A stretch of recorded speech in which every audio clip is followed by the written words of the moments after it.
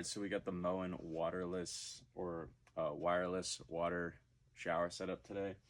So basically, you know, these are all wireless features. So all you really have to do is connect this top one with the hot and the colds using a T. So 1,